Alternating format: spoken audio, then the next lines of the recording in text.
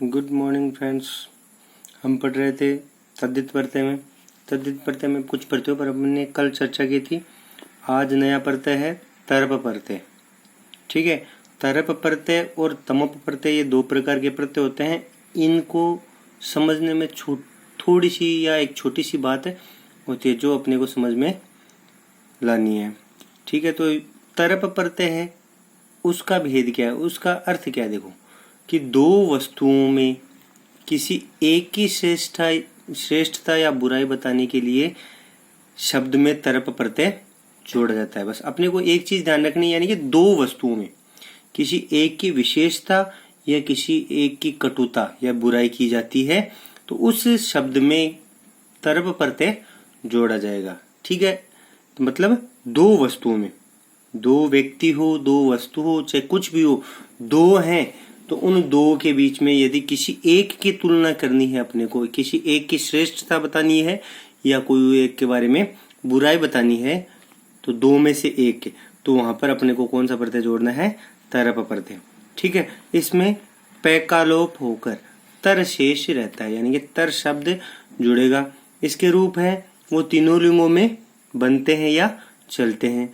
वही बात है कि तर है, शेष रहता है, उसके आगे अपन ने विसर्ग लगाई तो पुल्लिंग का बन गया, और आ की मात्रा लगाई तो स्त्रीलिंग का बन गया, और हलंत में लगाया तो नपुंसकलिंग का बन गया। ठीक है, तो इसलिए पुल्लिंग में तर है, स्त्रीलिंग में तरा और नपुंसकलिंग में तरम शब्द जोड़ता है। बस विशेष बात अपने को ये ध्यान रखनी है कि दो वस्तुओं में, ठीक है, कोई भी विशेषता है या बुराई है, श्रेष्ठता का मतलब वही विशेषता। ठीक है, तुलना की जा रही है दो वस्तुओं के बीच में, यदि तुलना की जा रही है, तुलना करके किसी एक के बारे में अपन विशेष तौर से बताते हैं। ठीक है, तो उन दो के बीच में जो तुलना होती है वहां पर तरप प्रत्यय का प्रयोग किया जाता है।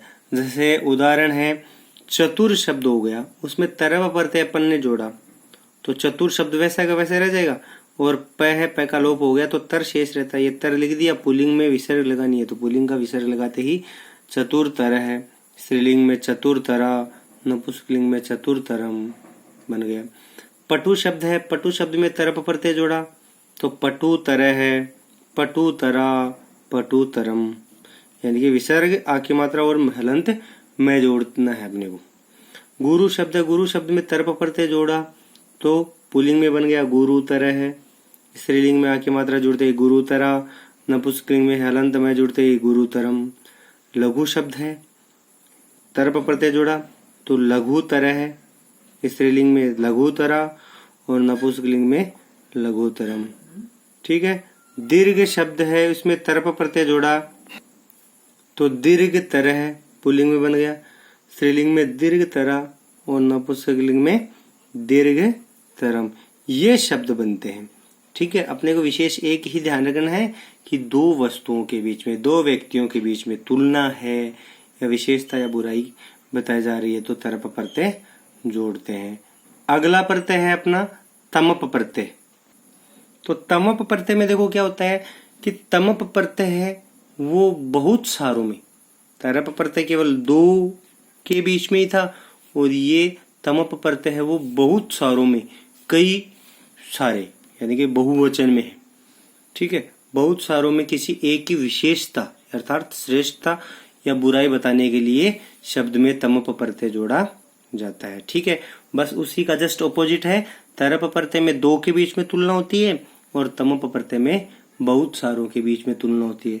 बस दो के बीच में या बहुत सारों के बीच में तुलना होगी। ठीक है, इसमें भी पै का लोप होकर तम शेष रहता है, तरप प्रत्यय में भी पै का लोप होकर तर शेष रहता था और तम प्रत्यय में भी पै का लोप होकर तम शेष रहता है। इसके रूप भी तीनों लिंगों में बनते हैं। ठीक है, वही बात है कि पुल्लिंग में विसर्ग लगाई तो पुल्लिंग का बन गया, आ की मात्रा लगाई तो स्त्रीलिंग का बन गया, और हलंत में लगाया तो नपुंसकलिंग का बन गया। तो इसलिए पुल्लिंग में तम है, स्त्रीलिंग में तमा और नपुंसकलिंग में तमम जोड़ा जाता है। ठीक है, एग्जाम्पल है, उदाहरण है चतुर शब्द है, वही शब्द है, देख लेना। चतुर शब्द है, चतुर शब्द में तमप प्रत्यय जोड़ा तो चतुर तमप का तम शेष रहा, विसर्ग लगाई चतुरतम है, स्त्रीलिंग में चतुर तमा और नपुंसकलिंग में चतुर्थमम। ठीक है ना, तम प्रत्यय में पै का लोप होकर तम शेष रहा तो तम आ गया। पटु शब्द है, पटु शब्द में तम प्रत्यय जोड़ा तो पुल्लिंग में बना पटुतम है, स्त्रीलिंग में पटुतमा और नपुंसकलिंग में पटुतमम। ठीक है, उसी प्रकार गुरु शब्द है, गुरु शब्द में तम प्रत्यय जोड़ा तो गुरुतम है, पुल्लिंग में बना, स्त्रीलिंग में गुरुतमा और नपुंसकलिंग में गुरुतमम। लघु शब्द है, लघु शब्द में तम प्रत्यय जोड़ा तो शब्द बना लघुतम है, पुल्लिंग लघुतमा, स्त्रीलिंग लघुतमम नपुंसकलिंग में। दीर्घ शब्द है, उसमें तम प्रत्यय जोड़ा तो दीर्घतम है, पुल्लिंग में, दीर्घतमा स्त्रीलिंग में और दीर्घतम नपुंसकलिंग में रूप बनता है।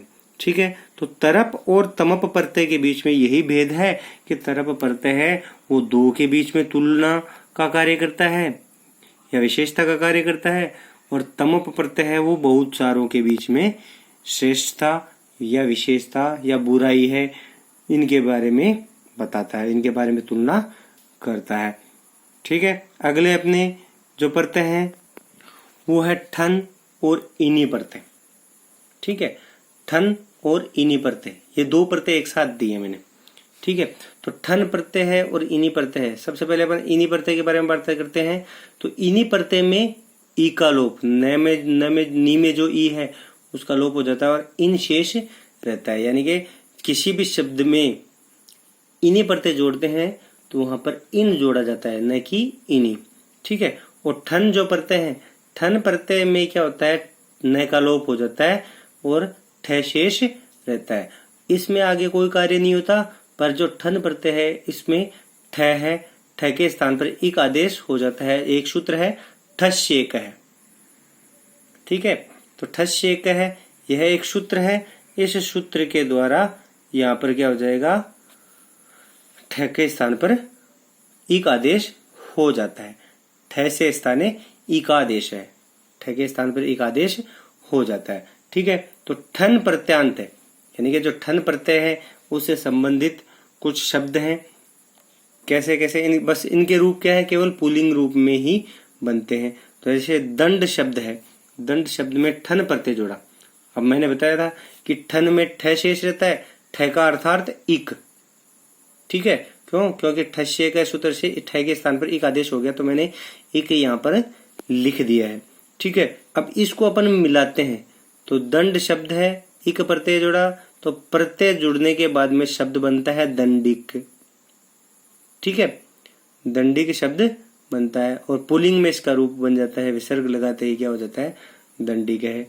धन शब्द है, धन शब्द में ठन प्रत्यय जोड़ा, ठन का मतलब इक, ठ के स्थान पर इक आदेश होता है। ठीक है, तो इक जोड़ा तो धनिक शब्द बना, प्रत्यय जुड़ने के बाद में धनिक शब्द बना और पुल्लिंग में इसका रूप बन गया धनिक है। योग शब्द है, ठन प्रत्यय जोड़ा तो शब्द बना योगिक। ठीक है, और पुल्लिंग में इसका रूप बन गया योगिक है। नौ शब्द है, उसमें ठन प्रत्यय जोड़ा तो नौ, यानी कि शब्द बन गया नाविक है। इक आ गया तो आव आदेश हो गया, औ की जगह स्वर आ गया ना, तो नाव इक है, नाविक है। ठीक है, ये पुल्लिंग में बन गया नाविक है। शब्द प्रत्यय जुड़ने के बाद नाविक शब्द बना था और पुल्लिंग शब्द में नाविक है। माया शब्द है, इसमें ठन प्रत्यय जोड़ा तो माइक है। ठीक है, माइक शब्द बना और पुल्लिंग में इसका रूप बन गया माइक है। वर्ण शब्द है, इसमें ठन प्रत्यय जोड़ा तो वर्णिक शब्द बन गया और पुल्लिंग में इसका रूप बन गया वर्णिक है। इसी प्रकार इनी प्रत्यय जोड़ने वाले शब्द हैं। इनी प्रत्यय जोड़ने वाले मैंने बताया था, इनी के स्थान पर इन शब्द होता है। ठीक है, तो धन शब्द में इनी प्रत्यय, इनी का अर्थात इन जोड़ना है तो शब्द बन गया धनिन। ठीक है, और पुल्लिंग में इसका रूप बन जाता है, बड़ी ई की मात्रा हो जाती है तो धनी। ठीक है, बड़ी ई की मात्रा जुड़ जाएगी। क्रोध शब्द है, क्रोध शब्द में इनी प्रत्यय जोड़ा तो क्रोधिन शब्द बना, पुल्लिंग में इसका रूप बन गया क्रोधी। दंड शब्द है, इनी प्रत्यय जोड़ा तो दंडिन शब्द बना था, पुल्लिंग में इसका रूप बन गया दंडी। माला शब्द है, इनी प्रत्यय जोड़ा, इनी का मतलब इन।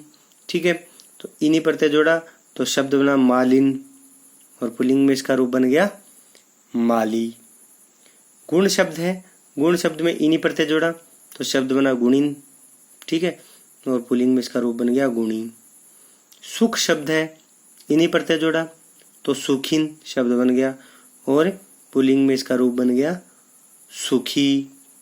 बल शब्द है, इन्हीं प्रत्यय जोड़ा तो बलिन और पुल्लिंग में इसका रूप बन गया बली। ज्ञान शब्द है, ज्ञान शब्द में इन्हीं प्रत्यय जोड़ा तो शब्द बना ज्ञानिन, ठीक है। और इसका पुल्लिंग में रूप बन गया ज्ञानिम, ठीक है। तो ये अपने प्रत्यय थे तद्धित प्रत्ययों में, ठीक है। अगला जो अपना एक प्रत्यय बाकी है स्त्री प्रत्यय, उसके बारे में अपन चर्चा करेंगे अगले वीडियो में। धन्यवाद।